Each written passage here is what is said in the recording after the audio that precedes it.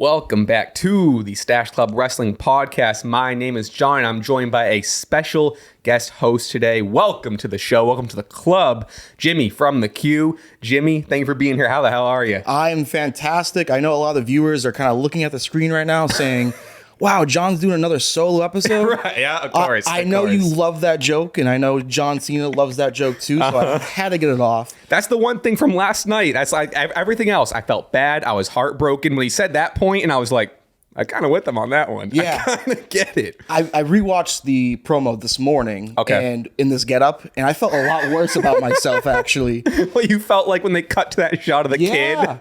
Yeah, I felt just like him, and I'm like, damn, like maybe John's right. Yeah. Wow. Well, thank you for being here. We're gonna dive right in. We are gonna start with Cena's promo, but a couple things off the top. I want to let everyone know there's a Patreon. We have patreon.com/Stache Club Wrestling. For support the channel, this bonus episode, we're gonna be chatting your wrestling Q&A and random stuff. He went to the Bruins game last night. Oof, tough one. I'm curious your takes on St. Patrick's Day, being a Boston guy. We're gonna chat all about that over on Patreon. We have merch in the description. Please go check that out. Please subscribe. Yeah, thanks for being here, man. I really appreciate you joining and hopping on the sticks with me. I'm excited to chat some wrestling. Dude, I appreciate the opportunity, and anytime you need me to step on this comfy couch and talk graps with you. Oh yeah. Anytime. All right, man. So excited to be here. I appreciate it. Well, as we kind of already started chatting about, we did have that John Cena promo. I have a bunch of notes on it. We're gonna go beat by beat, but overall, what are your thoughts? How'd you like it? What are we thinking? So first watch, I watched it and I was kind of taken aback. I'm kind of feeling like, this is kind of coming out of left field a bit. But like I said, I rewatched it this morning, and man, do I feel John Cena. But clearly, as you can tell, you're clinging on to nostalgia. We're clinging on to nostalgia. And the thing about John, came out and said, everyone in the WWE universe, we're in an abusive relationship. And the thing about abusive relationships is sometimes they don't end, even though when you say we're breaking up, like John Cena said, like we're breaking up. John, you're not getting rid of me that easy, my friend. I am just like that little kid that just looked perplexed as hell when you called him out. We're gonna be at your apartment window throwing stones with the boombox. Please come home. We didn't mean it. Yeah. Oh yeah. Like genuinely. When he started blaming the fans and he was like, you never gave me this, you never gave me that. Like, I genuinely felt bad. I started to feel guilty. Yeah. I should have given you more. Well, we didn't ask him how he felt, which is crazy. Because the whole time I was thinking leading up to the Royal Rumble, and I'm like, man, like John Cena, however long ago, announced his retirement tour. The man hasn't shown up. And I, shoot-wise, was like kind of a little upset with John. Like, come on, man. Like, you've been my idol for the last 25 years, and you made this retirement tour. You don't show up. You don't qualify the Elimination Chamber. You lose in the Royal Rumble to Jey Uso, and then you're on the presser afterwards, talk about best for business. And so leading up to Elimination Chamber, I'm like, something's up. And, man, it's just... Yeah, he gave us teases, which was really interesting. But, like... Especially in like thinking back, like you said, all the way to that Royal Rumble promo, like he gave us those heel teases, but then also still gave us like beautiful face one-liners. Like I showed my buddy, well, it's funny. I'm sure if your friend group was the same.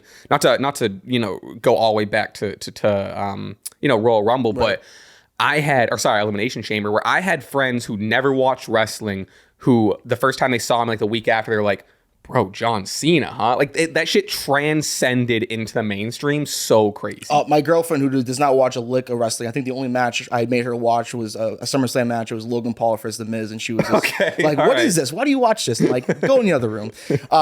She was like, "Well, do you think like John Cena's heel turn is like a reflection on?" the current climate in America and how we're turning back on our allies? And holy shit. I looked at her like, no, but I'm like, wait, so like Cody's the American nightmare, John Cena's the American hero, the heel turn happened in Canada. Maybe you're onto something. WWE is a reflection, always has been a reflection of the mainstream culture. She's kind of spitting. As someone who is so narrow-minded when I'm watching it, I'm just like wrestling. Like it is interesting to hear that perspective of like, oh well, it kind of relates to the war. It's like, huh? Whoa. But he was like during that promo, the presser, he said it's generally one of my favorite lines in sports history when he said, "I want to win the 17, not for me, but to shake the hand of the man that wins 18." Wow. Holy shit. Wow. It's one of the craziest lines I've ever heard in sports. I might have missed that one. It's unreal. Yeah, you have to play it back because his delivery is like beautiful. Wow, definitely. Just to shake the man of the way. He didn't. But so that was like, point being, is that was him like teetering, it seemed, on the heel and face. Now leading back into this promo, we have despite what he says, we'll get into the notes, the full-fledged heel. So first of all, Brussels crowd, unreal, super hot, playing into it, boos out the fucking gate. We had Cena sucks chants. We had fuck you Cena chants. Cena said, like you were alluding to, he's been in an abusive relationship with the audience for 25 years. Talks about how they hated him when he first came in with the ruthless aggression shit. So he changed himself. He became basic thugonomics. He changed his whole personality. They started to boo him. And then my favorite part, and this is him flexing his shit. He was like, then I started to win. And I started to win. And I started to win. And that still wasn't enough. You hated that too. Like really commenting and being so self-aware and zoomed out about his whole career. And for the first time, I would say, speaking to the ups and downs, because he's right, like throughout his whole career, the audience turned on him so many times. He's always been 50-50. Whether the 50% was the women and children versus the older crowd, it was always 50-50. And I think he also, when he said made the point of, you don't get a new look, you don't get new music, which honestly, when he came out to his original song and had the same look, I was like, what the fuck, man? Like, give me something else. But that was the point. I'm a fan of the product and I was expecting this, but he's a bad guy. And he didn't want to give me what I wanted. So mission accomplished in that sense. I would have loved, though, if he came out to no theme music. Ooh. Ladies and gentlemen, John Cena. And the crowd, because again, the international crowds, Brussels was on fire. Yeah. They probably would have sang the song themselves. Yeah. And with the You Sucks, but I would have loved if we had, no music. And I understand the whole new look and the way he explained, why there was no new look, why there was no new music. I thought was pretty effective. But yeah, man, that fired me up. Yeah, there was even conversations throughout the weeks of like, should he come out to "I'm a bad, bad man"? Or I guess in the Chris Van Vliet interview, he said that he did record a heel song that was waiting to come out. I was always in the camp of like, sure, new look, maybe go back to the black denim or something.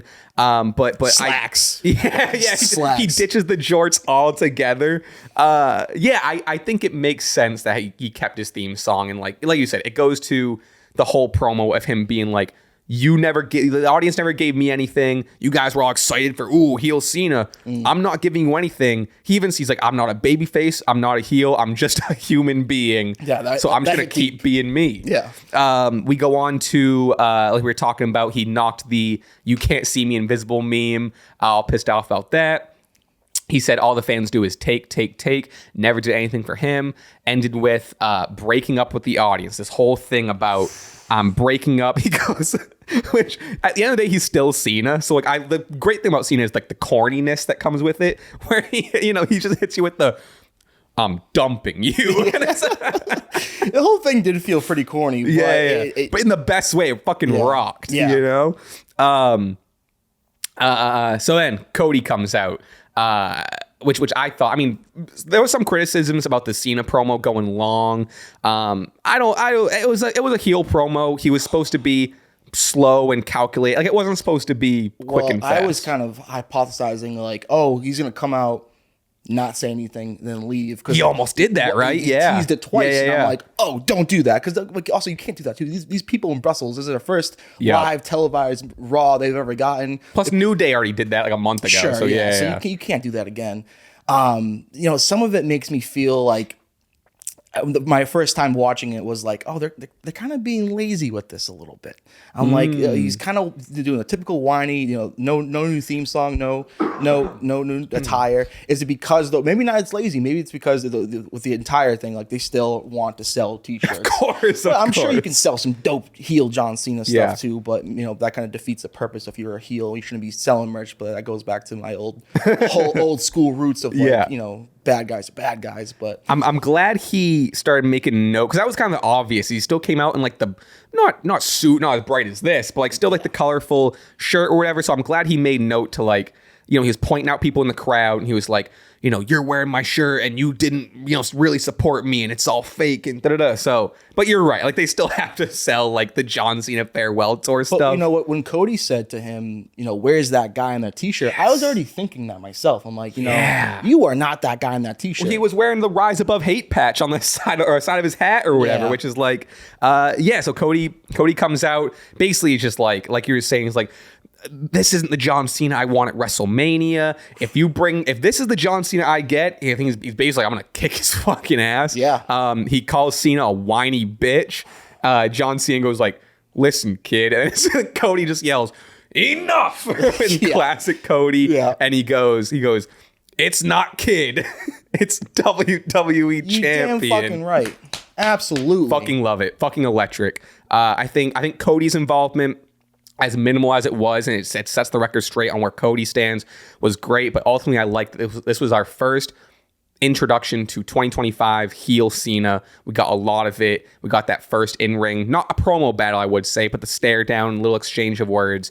And we're running it back next week. Yeah, another promo next week. We'll get that next week. And then, too, what I appreciated about Cody is this whole build-up with him and The Rock. He was very passive. The whole time I was watching his interactions with The Rock, I'm like, Cody, smack this fool in the face. What are you doing? And then it eventually came at the Elimination Chamber. But to see Cody come out and just be aggressive and be like, yeah, dude, I'm calling you on your bullshit. This is a whiny bitch. WrestleMania, I'm going to retire you early if this is what you bring. Which then it's going to influence Cena's next week and in the weeks coming, where it's going to be, you know, you're going to have to change it up or get more aggressive, or, you know, we'll see. Yeah. But yeah, I'm excited because he kind of left the pro. Like Cody said his two cents. John Cena stood there. Maybe he was going to, like, no music played. Maybe he was going to say something, ended up walking out. So yeah, I think a lot of this is going to be like, you know, at the end of the day, Cena did sell his soul. So whether it's, what does Cena really believe? Is he actually angry? How much does he still give to the fans? I think a lot of it we're going to see, like, you know, him kind of swaying on, like, coming out from under The Rock's quote unquote, like, curse or whatever, and, you know, like, be indecisive, and ultimately it leads to Mania, which this is our first time chatting, so I'm gonna kind of go back to a lot of stuff, and I'm curious what your 2 cents on a lot of stuff is right now. What's your call at Mania? Cena Cody, who's winning? Holy shit, man! Cody Rhodes is always going to win at WrestleMania. Okay, wild. Okay, interesting. Oh, because the thing is, John. Because you can make the argument either way, because John supposedly is done at the end of the year, so there's going to be more John Cena. Did you hear the rumor? Saturday night's main event in Boston is going to be John Cena's last match. Oh, I'm in there like swim. Dude, I was telling it, I was like, I would rather be caught dead than not be in that building. I'm going to be in that building. Oh my God, yes. Oh my God. I mean, might have to take out a mortgage. Yeah. The prices are going to be outstanding, but worth it. Yeah. Sorry, I interrupt. Go ahead. You're saying Cena at Mania. I love Cody Rhodes. And the thing is, it is so hard to be a cool babyface, because even in the case of John Cena, even with this historic 25-year run, he still had the crowd 50-50. Right. There was always kind of an issue with him, where it's like, and the WWE acknowledged it and kind of always kind of disliked it too, where it was like, you know, people are loudly saying your top babyface sucks. And they're tired of him winning, and John Cena alluded to that in his promo. With Cody Rhodes, at least in my opinion, recently, everyone's behind him. God, I love him. You hear that crowd? Love him. How do they make the again? It's interesting with these international crowds. Is it they don't get WWE, so they get so ramped up, or is it because of the international European soccer fan culture, where they are just, they might as well not even have seats in the building because everyone's standing up, jumping, and these chants, how they're so good, all in unison too, like Cody Rhodes. And it's not like everyone had a meeting beforehand. Like, these are the chants. These are like they all picked up on it, and they all, like, I'm sure it's based on like famous songs, and they're replacing words and whatever. But like, still, for the most part, everyone's on the same page. I like, even like when someone kicks out at 2, and they all, I don't know what they say, but they all like sing something after. It's really, I think it's a mix of both, of just like, it's all that pent up WWE energy that they don't get to release, plus like you said, the soccer fan, the fandom, the chants are always just so better. Because I love the energy, and I loved him, but I was so excited to hear what Cena had to say. I was kind of like, shut up, guys. Like, let the guy talk a little bit. And then I was really scared that Cena was going to walk away and not say nothing, but he did tease it twice, so that's what we were getting. But ultimately, excuse me. I thought this was great. All timer. We'll see. I think it's gonna be interesting to kind of see where we come out of this. But regardless, at minimum, it's historic. It's monumental. The fact that this is just a successful, never before seen like real heel Cena promo. I think it fucking rocked. I really did. It was bizarre world. Like, it was crazy to hear John Cena just berate the fans and just you could tell he was having a ball. You could tell he was having. Yeah, I think he was having fun. I can also see him going back to that curtain and being like, "What have I done?" Yeah. It's also just interesting. I miss being cheered. Yeah, right. I mean, well, it's just because the thing is, because I mentioned earlier that how for his entire run it was 50-50, but I'd say in his latter years, everyone's fucking pumped to see John Cena. There isn't really too many people that are like, "Oh, 5 moves of doom," Cena sucks, like get out of our TV screens. Like, no, it's like, his career is ending soon. We actually love you. Like, you're a huge megastar. Please stay as long as you can.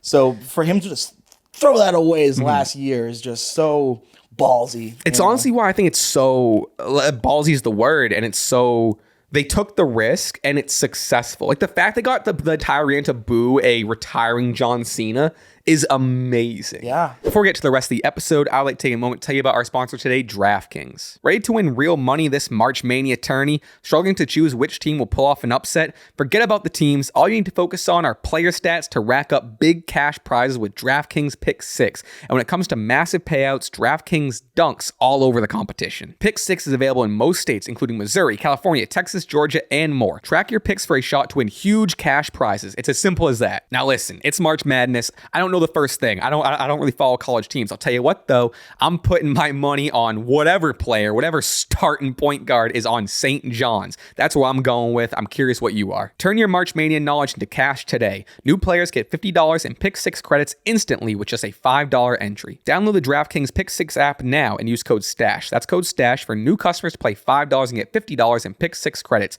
Better payouts, bigger wins. Only with Pick 6 from DraftKings. The crown is yours. Gambling problem? Call 1-800-GAMBLER. Help is available for problem gambling. Call 888-789-7777 or visit ccp.org in Connecticut. Must be 18 plus. Age and eligibility restrictions vary by jurisdiction. Pick 6 not available everywhere, including New York and Ontario. Void where prohibited. 1 per new customer. Bonus award as non-withdrawable Pick 6 credits that expire in 14 days. Limited time offer. See terms at pick6.draftkings.com/promos. Thank you to DraftKings for sponsoring today's episode. Now back to the show. Penta versus Ludwig Kaiser. Penta defeats Ludwig Kaiser in what was a no holds barred match, but it wasn't too extreme. Not that it needed to be.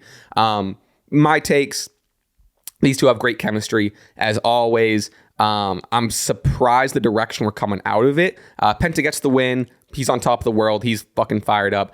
He hit Kaiser with a Mexican destroyer from the second rope onto the chair. He hit a Penta driver onto the chair to get the dub. And in the interview post-match, we got him calling his shot at Bron's IC title. Cero miedo. But I think the not to just jump on it, but I'm curious what you thought. I always saw the direction as like the three of them, Ludwig, Penta, Pete Dunne, all kind of being the three of them. They lead into like a multi-man for IC title, whatever. It looks like, and who knows, the direction could change fucking next week. But right now it looks like Penta, Bron Breakker, straight up IC title. That looks like the program. I'm fired up. I love Penta. I'm curious what your thoughts were on this match as a whole and kind of Penta going after the IC title. Curious your thoughts on Penta. Penta, well, first of all, the MVP of this episode of Raw. I don't disagree because he definitely comes out later and gets the stare down with Bron afterwards. What a match though. The Penta driver and you say the Mexican destroyer just because he's Mexican. It becomes. I didn't say. I only said it because commentary said it. It's definitely technically right, but I mean, I just feel bad for my boy P.D. Williams because I'm pretty sure I'm not sure if he invented it. I'm on a big platform now. I don't want to be wrong, but I'm sure someone will correct me. But they will. He definitely innovated the Canadian destroyer in my view, and the fact that it is very funny based on like where you're from. They name it. Yeah. So, but man, I thought Ludwig was gonna break his neck. That was that was made me jump out of my seat. He rocks. I'm always on here. He's gonna be like he's the future like 2009 Orton sort of heel. Yeah. Like Ludwig's gonna grow into it and be like real great. I hope world champion someday, but at minimum, like great, like mid card heel. Like I fucking love Ludwig. Yeah, he definitely performed well in this match. I do miss him with Gunther though a bit. Yeah. Penta, it's crazy because I think his boy will be coming and joining him soon. Yeah. So that's a whole other dynamic. Do you think he gets the title off Bron? Because well, first of all, that match is gonna be fantastic. Yeah, it's gonna rock. I can't because I'm a huge Braun Breaker guy. But yeah, so if we go into Mania, if it's straight up Penta Braun at Mania, which again, who knows if that ends up being the program, but I think you gotta give it to Penta. He's so on fire. You do have Braun. Like I'm with you. I think Braun's the next fucking guy. He's unreal. We're gonna talk about his match later in the show. But I think you also got to capitalize on Penta. And you were saying like Ray Fenix is coming. I think they're advertising him on SmackDown. I hope they keep him apart for a while. I love solo run Penta. We haven't seen much of solo run Ray Fenix. We saw a little bit of it in AEW back in the day. Like 2 years ago. Right. And then ultimately I think they're gonna bring them together. So I think for a year, Penta solo run, give him a title, Ray Fenix, have him do his thing over on SmackDown, bring them together after a year. And I think you gotta put it on Penta. I really do. And Braun Breaker's so soon gonna move into the world title picture. Yeah. So maybe like sooner than we think. Yeah. So you don't need him running the IC title and doing like, he doesn't need to have a Gunther run. Yes. Yep. But yeah, This is his second reign, I believe. Yeah, because like he like lost it to Jay and got it back, and like the whole I wouldn't say flip flop, but like close to it, I guess. Yeah, I do forget that Jay had it, and then it's like this year's been crazy. But yeah, so I don't know. I think that would be my take is Penta gets it at Mania. We go from there. I feel like they're gonna do. I mean, whenever I'm doing a WWE Universe or a GM mode or whatever, I always book mid-card WrestleMania multi-man matches, and that's for sure what somewhat people are alluding to or what might happen, which I'm fine with. I think that for me though, my head goes to okay, if it's a multi-title for the Intercontinental Championship, Braun Breaker just runs through everyone. Give me that a nice melee and Braun Breaker spears everyone to smithereens, and it's a fun day. Believe me, if Braun Breaker stands tall at Mania, retains, and if there's 5 other people laid out in the match, I'm just as happy. Yeah. You know what I mean? Like, I'm not being very picky. Both these guys are getting rocket strapped to them, and they're both the future. Like it's been so cool to see the faith they've had in Penta, because like Braun Breaker, we know Braun Breaker's like the WWE bred guy, and like whatever. Penta coming in and them seeing how one talented he is, and two how over with the crowd is, and them being like, let's fucking run with this guy, has been really cool to see. Well, hats off to if Triple H calling the shots. Sure. Like, and this goes back to even Cody Rhodes when he arrived, and now Ethan Page, Ricky Starks, Ricky Saints, Ricky Saints. My mistake. Yeah. Not being afraid to push guys that made their names in other companies. I feel like the older regime would have, made them pay their dues and not push them right away and give them crazy new names and even started jobbing them out because we didn't make you. Yes, and like kind of pay your dues, all that stuff. Penta rocket strapped to his back, and rightfully so. The guy's a star. You're gonna sell 1 million masks. I'm desperate to get a Penta. Swear mask. to God, I was looking at him last night. I know you I swear to God. I know you were. $75. I'm thinking about it. Ooh, okay. It's a little pricey. It's a little pricey. Right. Yeah, a little pricey. We'll see. We'll see what happens at the end of the week. I don't know. We'll see what payday comes and account's gonna be zero. Right. Yeah. You know what's funny? During their match, I really liked. Ludwig's one of the best. Like one of my favorite things in wrestling. I try to bring it up all the time. Is like the talking during the matches. Like when. Like just not like communication in terms of like moves, but like Ludwig being in the corner, pressing the chair to Penta's throat and being like, say you're afraid, say you fear me, like just basing stuff off that character leading up to Penta. Just I'm not afraid, cero miedo. It's really really good. Ludwig's the best at it. Penta played into it. Also Penta on the mic is just fucking electric. Overall, this was great. I love the program. We're gonna kind of circle back to Penta. Shockingly good in the mic. I don't recall him in AEW getting too many chances to speak. Yeah, because he always had What was his name? Abraham. Was it like Alejandro? Oh, double A, and he was pretty good. Yeah, I liked him. He was always, but like you're right. Like it's like, and I always say this too. Is like the PENTA says. Yes, which is like I love it. PENTA says it's a cool gimmick. But like the other night on SmackDown, B-Fab faced Charlotte, and B-Fab was making her way down to the ring and cut a little like on her way to the ring promo, and it was like good. Yes. And it's like, it shocked me actually. And it's just like, oh, like we've just never heard B-Fab. Like the point I'm making is like, if you give, you have all these people are talented. If you give them the time and give them the opportunity on the mic, time in the ring, they're gonna show off. So you give Penta that mic, have him go, he's gonna do his thing. You give B-Fab time to like really show off or whatever, all of a sudden you're like, I didn't know B-Fab could cut a promo like that. And you know what I mean? Yeah. It's all that sort of same thinking of like, just let them, I hate to say it, let them cook. Yes. Let them cook. And we will eat. We're going to go on to Dakota Kai defeats Ivy Nile. I love Dakota. I love Ivy Nile too. But unfortunately, this felt to me just like it was booked for the sake of having the LWO and American Made interruption. The Creed brothers come out. Chad's out there.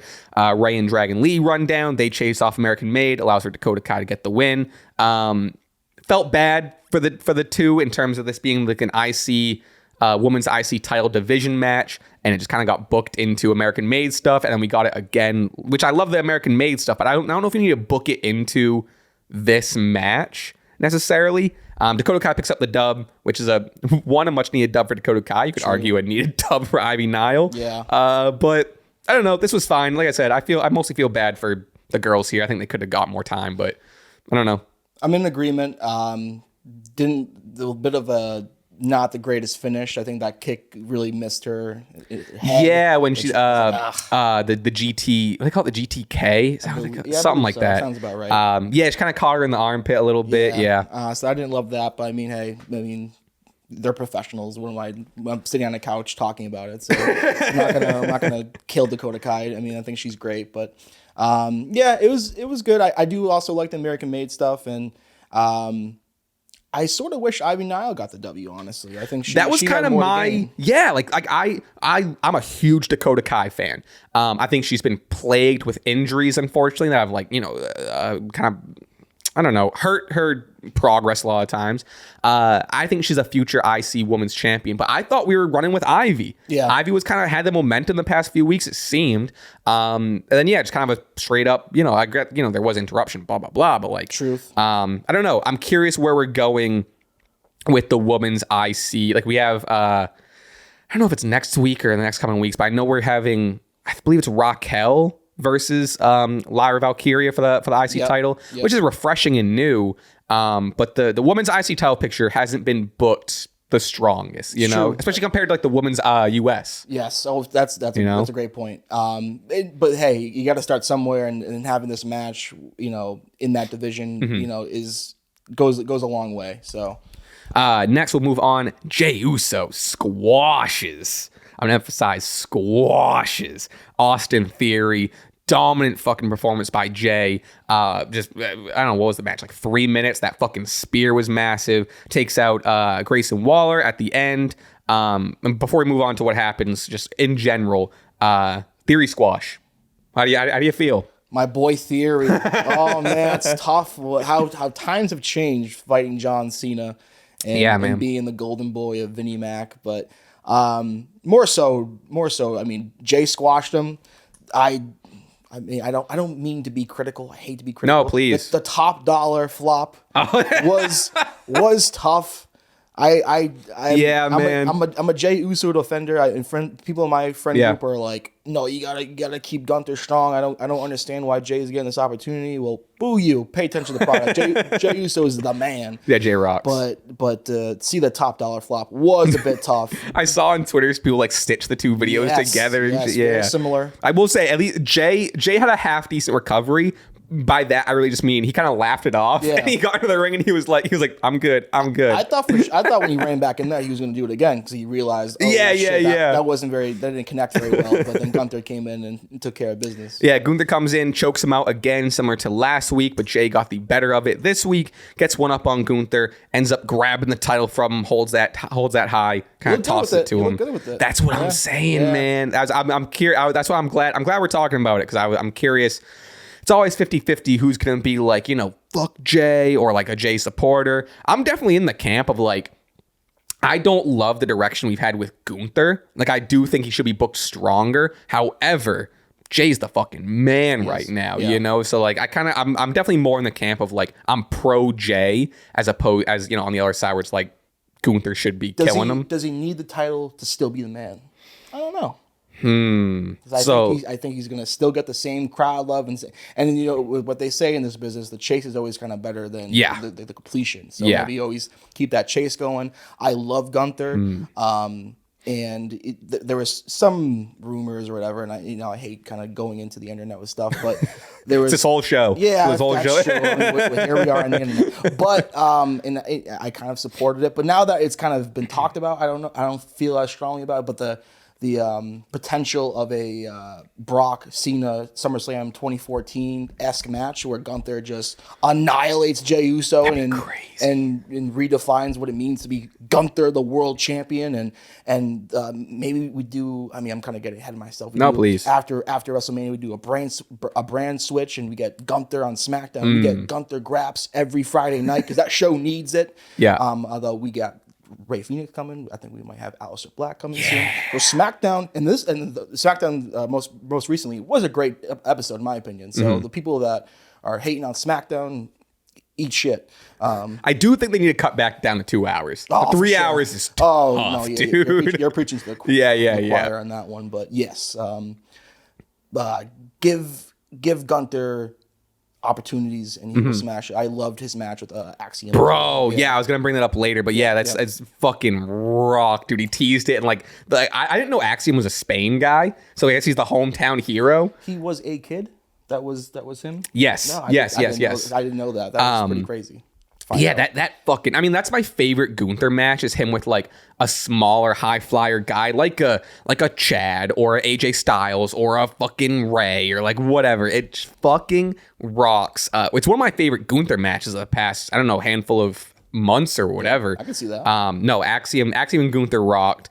To answer your question, to go out, because I think that's an interesting question of does Jay ultimately win it at Mania? Well, I guess you're asking a different question. I think Jay does win it at Mania. Do I think Jay needs to have the title to maintain this main event status? I don't know. I do like Gunther losing would be his second year in a row losing a title match. Last year he lost the IC to Sammy, which was an unreal moment. But like, I don't know if Gunther needs to always be that built up strong heel that loses on the biggest stage. I do think there is definitely room for, because I think Gunther, as well as like a Braun Breaker or whatever, like I think Gunther's the future. I think he's one of the best that we've gotten in a long time. It has been a shame to me that we haven't gotten like IC title Gunther in this, like, like the whole like he's questioning his confidence, or ever since he lost to Cody, he hasn't been confident and whatever. Like, I get that's the story. I haven't loved it. A little bit, I would say. And I don't think it's crazy that Jey Uso is getting one-ups on him. But I would be really curious and shocked in a good way if they go that route where like come WrestleMania, Gunther goes in a fucking Super Saiyan Gunther mode and kills Jay and just shuts down all that momentum. Yeah. It would be nuts. I don't know. I ultimately like this program. I really do. I think every single week there's been so much criticism about it, but I do think every single week they've been building on it and doing something new and like not groundbreaking necessarily. Yeah. And not every single build can be a Cody Cena or a Cody Cena Rock, whatever. I've enjoyed it. Where do you think this is going on the card? Oh, it's not going to be the main event. unfortunately, which is like it's such a hindrance on Jey Uso having this nickname of main event. And, I know. And you rarely main event, which is like, and now WrestleMania has 2 nights where there's technically 2 main events, but I'm with you. I think you have the opinion of night 1's not a true main event. Yeah. I am with you on that. I think that's such a hot button topic. People I hate didn't that. know it was. I didn't know it was until we yeah? posted that clip, and we were like, "Oops." I've had some in-person arguments with people. Yeah. About this, and like I'm just there's one main event, there's one last match. I don't care if they do 2 separate. Oh man. But now technically there's a second opportunity to be the main event, and I still don't think Jay and Gunther will main event either night of WrestleMania. I agree. My thought has always been I think they're gonna open night 1. That's kind of what I'm thinking. Yeah. And then people are leaning to, not to dive into like a different discussion about it, but then people are leaning to we got Punk, Roman, Seth. I think I said it last week. My take is Jay Gunther open night 1. Bianca, Rhea, Io close night 1. Open up, which I know it sounds crazy. Punk, Roman, Seth open night 2. And then Cody Cena night 2 close. Yeah, I mean that's the thing. Like you kind of, in my opinion, as a wrestler, you either want to open or close the show. I think because the opener, they haven't seen all the moves yet. You can kind of get in your bag and get the crowd going. You want an exciting match to start it off, and what better way for your 3 of the biggest stars in the industry to start off night 2? I think that's great, John. I think that's really good. We'll see come predictions. Yes. All right, we'll move on to the LWO defeating the Creed brothers, kind of coming full circle here. Fun match. I mean, these 4 are unreal, but that's my fucking guy in there. They 50 years old. I have to remind everyone, 50 years old. They hit this move where, I don't know, I'm going to get it wrong, but Brutus like flipped Rey Mysterio from like the apron and like flipped him into Julius's arms or some shit. I'm not doing a good job describing it, but it was just another moment of like 50 years old. Ray hit a top rope Hurricane Rana into the setup for the 619, which Julius, unreal, the fucking bounce off the ropes back on 619. I mean, the Creed brothers are unreal. I'm a big fan. That Julius guy is the future, dude. Julius fucking rocks. Blue chip prospect, if I ever seen one. Man. 619 clean win by LWO, which I was kind of surprised about. Yeah. And I'll never be sad or upset at a Rey Mysterio win. Oh, of course not. You talk about a guy who needs him. I mean, because Rey Mysterio, for the most part in his career, does get his ass kicked. Sure. At the end of the day, I mean, you're right. He kind of does lose a bit, but yeah, it was great. I had that same thought when he won. I'm like, good for Ray. Hell yeah. With that though, I don't know if the Creed brothers need more losses. That's true. I that's fucking love the Creed brothers of this business, right? But yeah, where is this going? Chad Gable or whoever the masked man is. Right, we don't know. We don't know. When you assume you make an ass of you. I learned that in 6th grade. Yep. So you don't want to assume. How about that Hurricane Rana from Dragon Lee? I think off the apron. That was insane. Yeah. That popped me big time. I thought that was cool as hell. He's so like I hate using the term underrated a lot of the times. I think it's overused, but like. Maybe underappreciated. I don't know. But I think people forget that, Dragon Lee is like one of the best luchadors. He just maybe gets like, he just has been booked crazy, but he pulls out something like that and you're like, oh shit. Yeah, well, if I was Dragon Lee, I'd have a lot of anxiety with all these other masked wrestlers coming in to the company. Cause sure, it's all comparisons. Yeah. You get compared to, and then you might get lost in the shuffle. He's also been there for longer than, let's say, Penta, and maybe coming in Ray Phoenix. And then give me Dragon Lee, Ray Phoenix straight up. Holy shit. That would rock. Please. I think that match would show like, Dragon Lee can hang with the best of them in terms of luchadors. Not that he isn't, but like just to prove to the audience, like, who you got on that roster. Hell yeah. So like we were saying, assumingly maybe Lucha Gable comes out, or a masked man comes out, takes out Ray and Dragon Lee, hits a diving headbutt on, I believe it was Dragon Lee, before getting chased off by security. I fucking love Lucha Gable. I love the direction. Last week they had like some other guy in a mask getting escorted out. Some people were thinking like, is that Ray Phoenix? Is that how he's getting introduced? Regardless, I love this. I hope they run with maybe like a split personality thing. Okay. When the mask is on, well, right, because Lucha Gable is a totally different person. Mask is off. Chad's like, I don't know who that is. Right, because they had that weird vigilante where he went to some kind of mysterious place. Yeah, like the vignette thing. Yeah, vignette. And where that was kind of creepy. So the split personality thing could come into play. I actually love that idea. I wish they. I love this story. I do wish we got a little more videos. And it doesn't matter anymore because we're so far past it. But a little more videos of Chad Gable like training, like and learning lucha stuff. Because that video package of him like picking up the mask and hunting for like the master of lucha or whatever was so entertaining. I think they could have gotten more out of it. But what are you gonna do? But I'm excited to see where we go from here. He's getting to show off his. First of all, lucha athleticism now, and also his sense of humor. Commentary was even like, I think it was Barrett, who was like, we don't know who it is. And Michael Cole was like, oh, wait, it said fucking American made on the mask. Right. He's like, I don't know. I didn't see it. Chad Gable on my screen in any form is... It rocks, man. I'm excited. Even if we get Lucha Chad versus like Ray straight up at Mania, sign me up. Yeah. You know what I mean? Yeah. All right, we're going to move on to the main event of the night. Bron Breakker defeating Finn Balor. There's a lot here. We'll start off kind of earlier in the show. Dominic Mysterio is back with Judgment Day backstage, and he suggests that they should add Penta to the Judgment Day. Finn Balor doesn't like it. He gets pissed, calls Dom a snake. That cut deep. All of this despite Dom being the one that got Finn the IC title match. So move on from that. We'll kind of circle back to Judgment Day involvement. Ultimately, banger of a match. Yeah. Bron Breakker was so like he's always fast. It feels like he hit like 7th gear in this match. He's so fucking quick. It was fun to pair him with like the smaller, more agile guy. We got a lot of really cool like sling blade reversals from Finn with like the spear and yada yada. Dom and Carlito come in, obviously.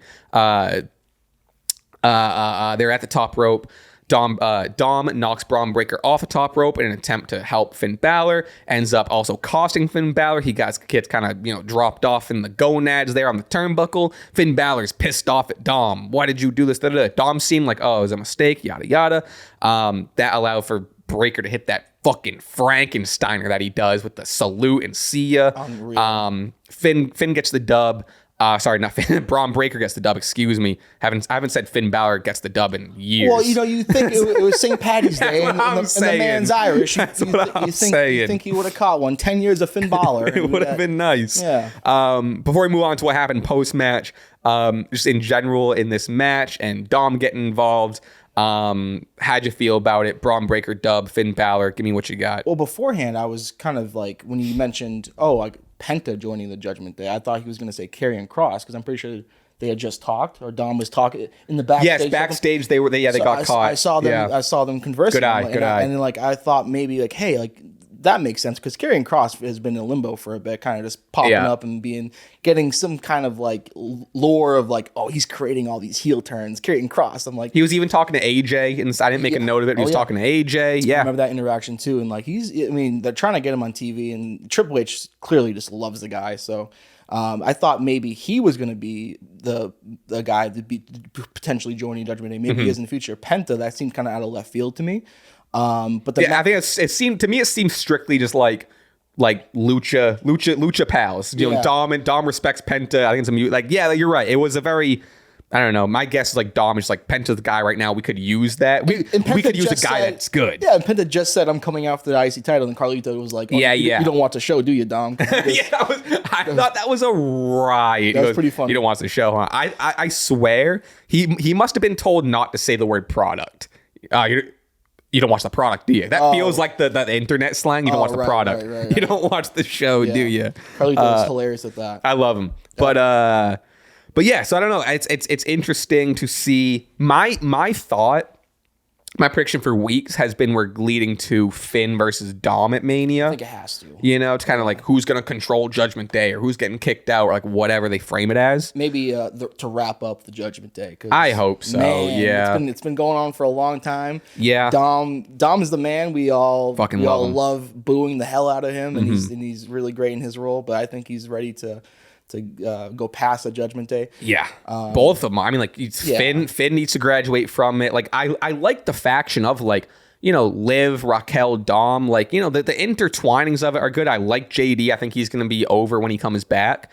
But you're right. Judgment Day has kind of ran its course. It's reaching like NWO levels of jumping the shark of like, all right, you've mixed and matched new and old members enough where it's like, right, let's get this out of here. But that's just my opinion. I used to be in the camp back when it was like hot. I used to be in the camp of like, let's have rotating members, let's have it be this like long-standing thing, and then we're kind of at this point and it's like, maybe that wasn't the best idea. I'll say maybe Karrion Kross will be the shot of adrenaline this faction needs. He takes it over. Maybe. Sure, yeah. But my thing with him is perfect example would be Mark Marrow back in the day, where when your valet or manager is absolutely breathtakingly gorgeous in every facet, it's going to be very hard for you to become the star, because right next to you is the real star. Right, that's my kind of opinion on Karrion Kross. But his roots and his evilness and would kind of match well, in my opinion, with the Judgment Day. I agree. Yeah, so maybe that could be the direction they go. I think they could both use it. I'll tell you that. They could both use definitely.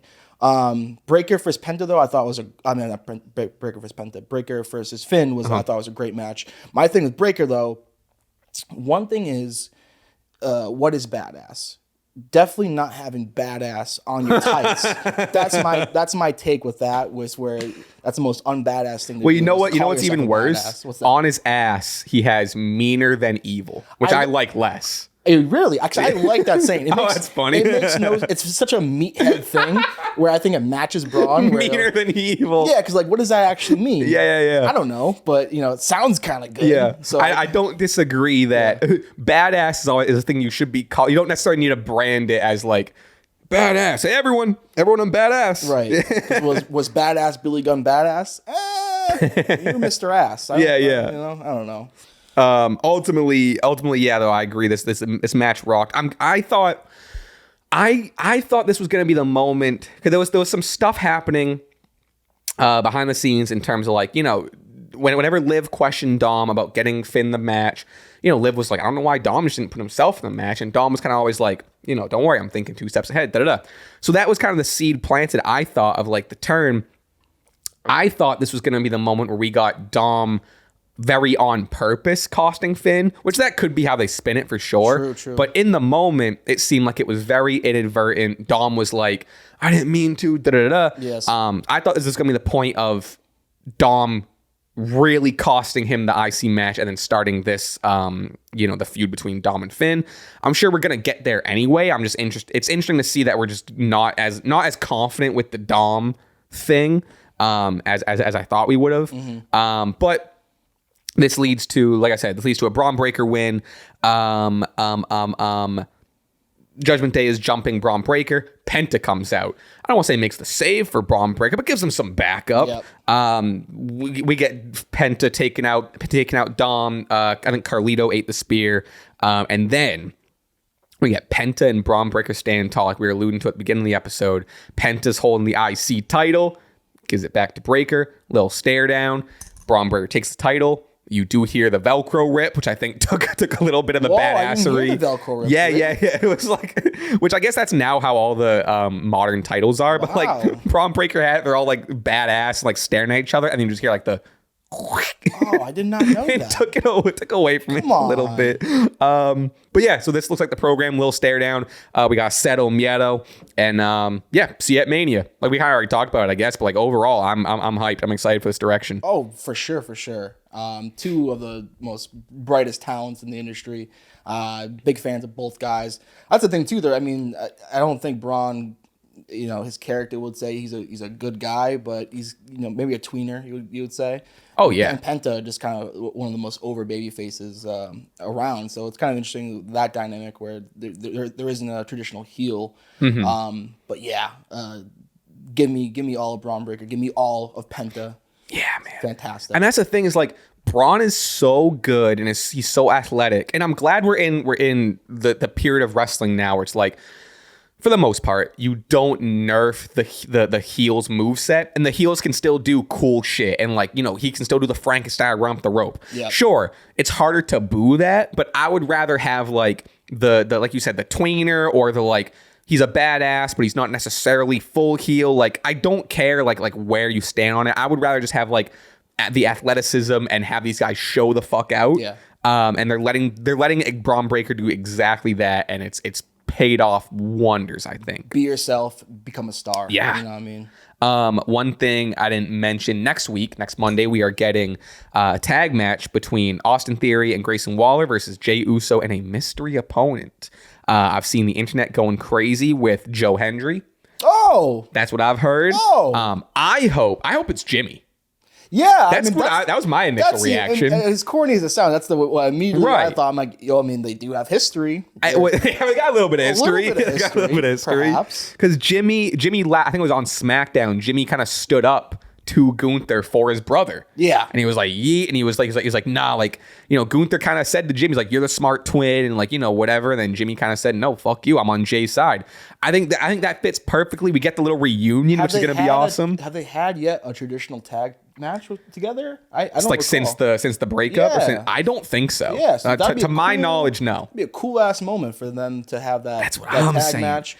And they're so it's now it's no longer the Usos. It's main event Jay tagging with Big Jim. Yeah, You know? Yes, absolutely. They have their own individual. Also maybe could be Cody. They Could always be Cody. could always be Cody. I mean, I'm sure he's gonna. They do also have their history. They're former tag team champions, and Cody, I'm sure, is just will be having a promo battle with John. So maybe want to get him some reps before Mania and help his pal Jey Uso.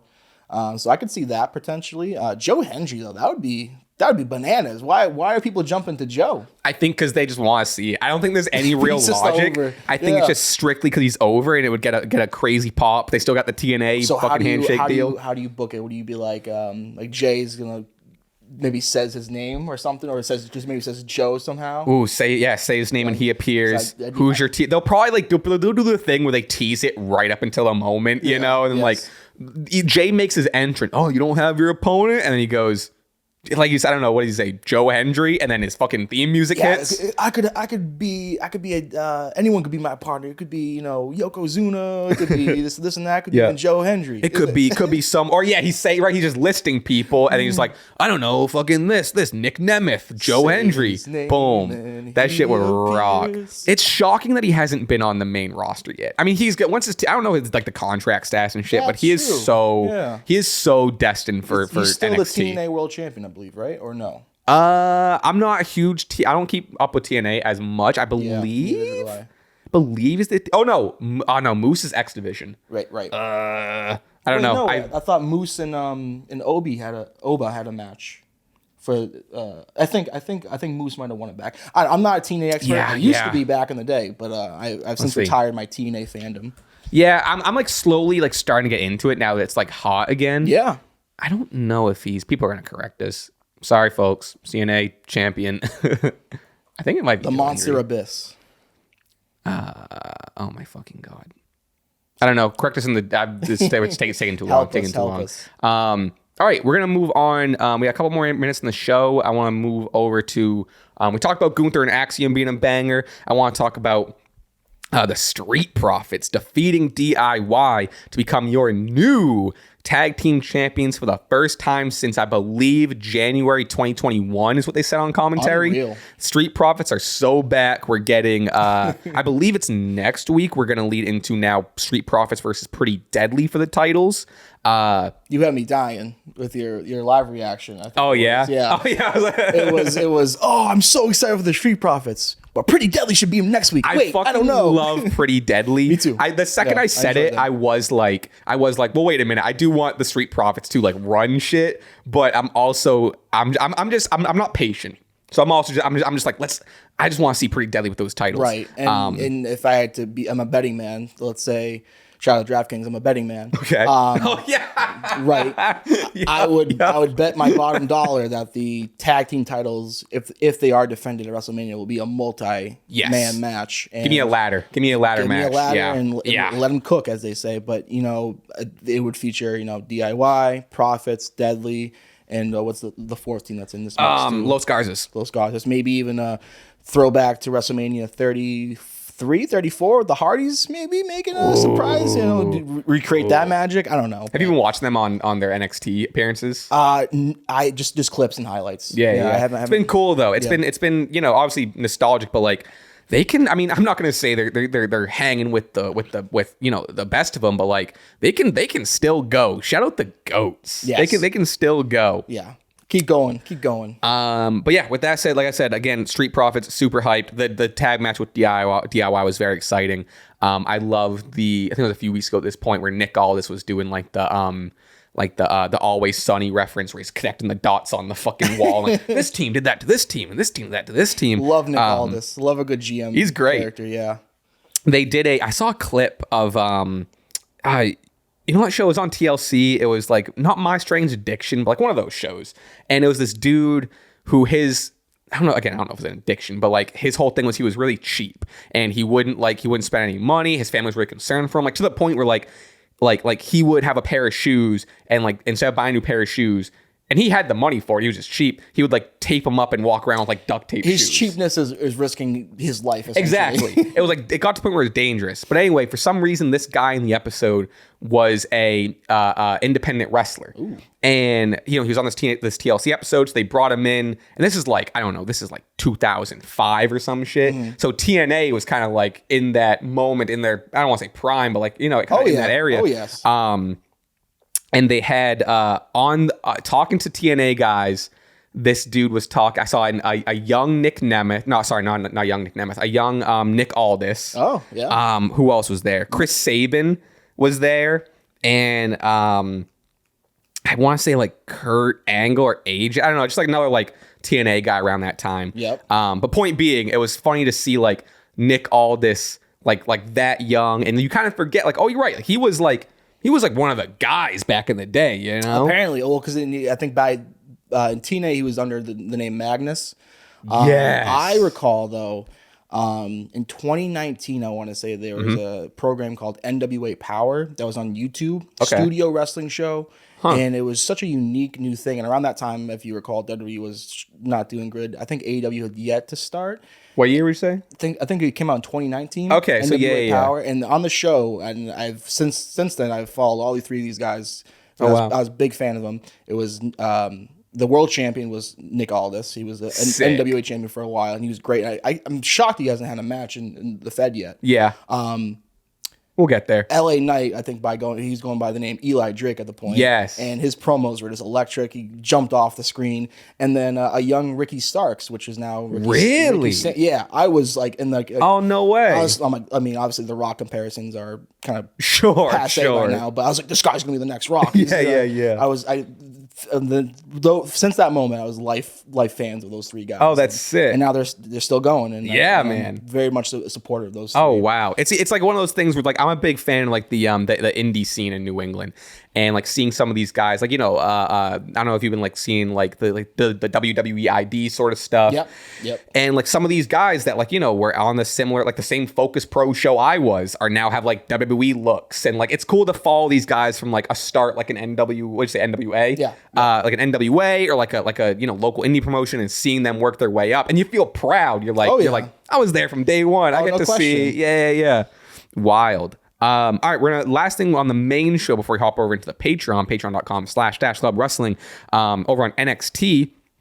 Which NXT tonight, while we're chatting, I'm going to pull up the card and see what's going on tonight for a little preview. But we got Stephanie VAQUER defeating Julia, my fucking goat, to become 2-belt Steph. That unexpected. Yeah. I thought there was going to be like some shenanigans, Jordan Grace getting involved, someone to like, defer the belts being on the same person.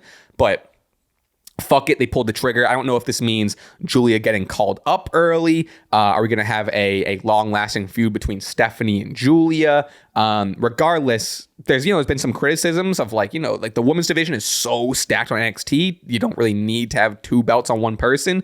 Regardless, Stephanie VAQUER with the 2 belts rocks. I think it's sick. I understand the criticism. I don't think it should last a while. Like I think 1 belt should eventually be dropped. Yeah. But I love this. The NXT women's division is on fire. Julia and Stephanie, my fucking goats. Yeah, how do you feel about 2-belt Steph? The double champ move definitely to me makes it seem like they have other plans for Julia. You know, like why other plans for Julia, and also they're like, we trust Steph. Oh, big time, I'm big with you. They're both time big stars, and my friend Jack, shout out Jack, he is in love, infatuated with both these women. And I'm like, dude, like, okay, if you are so into them, you gotta watch NXT. And but you know, that's one thing too. I definitely need to get my NXT back, because low key it's becoming a show where you don't want to miss. Yeah, and I definitely am looking forward to checking out some NXT, especially with double champ Steph. Yeah, dude, I've been, I kind of went through a similar thing where it's like especially through doing this, like I was always kind of focused on the main shows. I was pretty much Raw, SmackDown, and Dynamite. Yep. And, NXT was just like the fourth show that I just like, I wish I paid more attention to. I just end up not. Yeah. But like, I'll be honest, like Julia debuting is what made me like, oh, I gotta pay more attention. So now I'm a weekly NXT watcher. If not, I'll catch up the next day. So yeah, NXT has become a must watch for me. As you know, we definitely don't talk about it as much on the pod just due to time. But like, yeah, the women's division alone. I mean, we're getting even to preview tonight. We're getting our Madam President Chelsea Green versus Sol Ruka for the U.S. title. Okay. Which I didn't even know that was happening until right now, to be honest with you.